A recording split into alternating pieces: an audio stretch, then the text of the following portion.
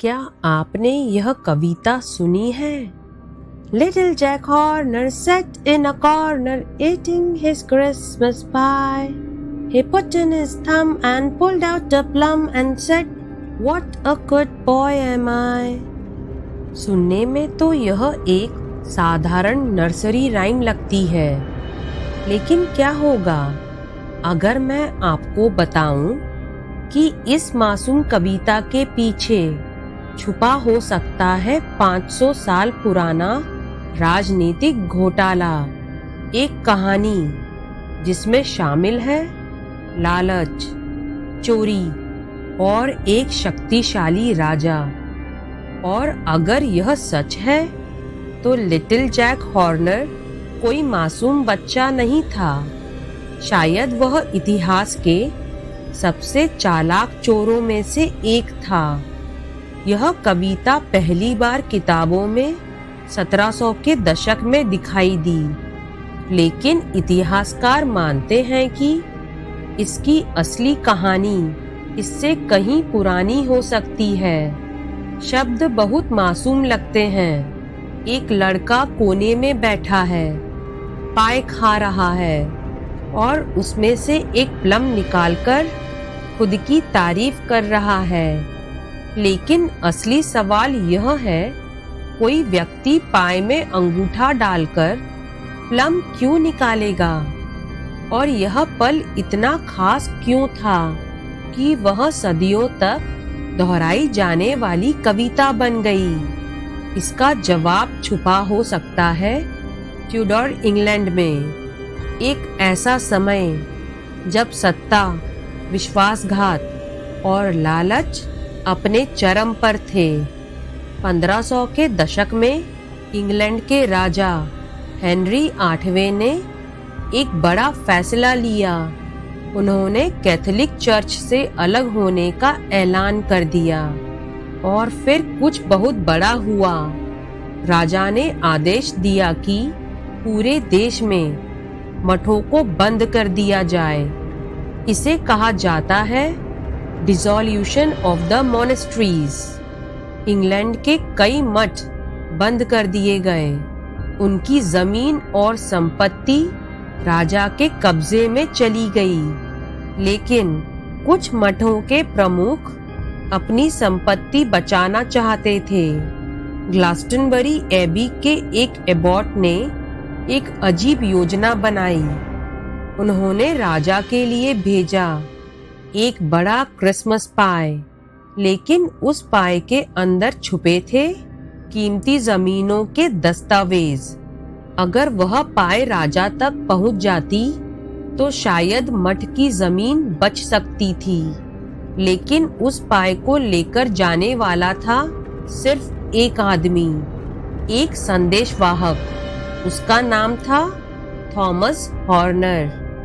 कहानी के अनुसार यात्रा के दौरान थॉमस हॉर्नर को जिज्ञासा हुई, आखिर इस पाए में ऐसा क्या खास है? तो उसने एक जोखिम भरा कदम उठाया। उसने पाए में हाथ डाला और उसमें से कुछ निकाला। लेकिन वह कोई प्लम नहीं था। वह था एक जमीन का दस्तावेज, एक विशाल एस्टेट का, जिसे कहा जाता था मेल्स मैनर। राजा तक पहुंचाने के बजाय हॉर्नर ने उस दस्तावेज को अपने पास ही रख लिया और वह जमीन सदियों तक हॉर्नर परिवार के पास रही।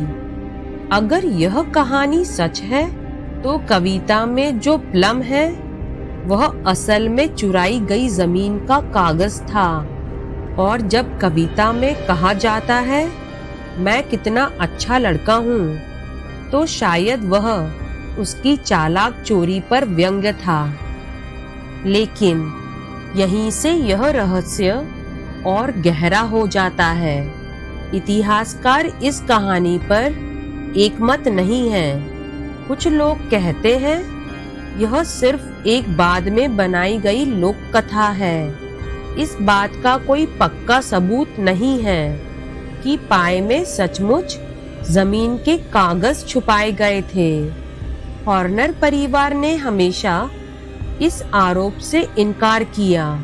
उनका कहना था कि उन्होंने वह जमीन ईमानदारी से खरीदी थी। फिर भी यह कहानी कहीं गायब नहीं हुई। सदियों तक लोग कहते रहे कि लिटिल जैक हॉर्नर असल में थॉमस हॉर्नर की चालाक चोरी पर एक तंज था। और धीरे धीरे यह राजनीतिक घोटाला बदल गया एक नर्सरी राइम में, जिसे बच्चे गाने लगे। और असली कहानी समय के साथ धुंधली हो गई। पुराने समय में नर्सरी राइम सिर्फ बच्चों के लिए नहीं होती थी। कई बार उनका इस्तेमाल किया जाता था राजनीतिक आलोचना छुपाने के लिए। सीधे सीधे शक्तिशाली लोगों की आलोचना करना खतरनाक हो सकता था, लेकिन कविताएं वे सुरक्षित थीं, वे मासूम लगती थी। लेकिन जो लोग असली कहानी जानते थे, उन्हें समझ आ जाता था कि यह सिर्फ बच्चों की कविता नहीं है। पाए और प्लम की कहानी असल में लालच और चोरी की कहानी हो सकती थी। और समय के साथ असली अर्थ खो गया, लेकिन कविता आज भी जिंदा है। तो अगली बार जब आप सुने little Jack Horner sat in a corner, तो याद रखिए यह शायद किसी बच्चे की पाए खाने की कहानी नहीं है। शायद यह एक ऐसे आदमी की कहानी है जिसने राजा के लिए भेजी गई जमीन चुरा ली। एक मीठी कविता जिसके पीछे छुपी है इतिहास की एक कड़वी सच्चाई। क्योंकि कई बार सबसे अंधेरी कहानियां छुपी होती हैं सबसे मासूम गीतों के अंदर। अगर आपको ऐसी नर्सरी राइम्स के पीछे छुपे रहस्य जानना पसंद है, तो चैनल को सब्सक्राइब जरूर करें, क्योंकि बचपन की अगली कविता शायद और भी चौंकाने वाला रहस्य छुपाए हो। और जाते जाते कमेंट में बताइए, क्या आपको लगता है पाए वाली कहानी सच है या यह सिर्फ एक दंत कथा है।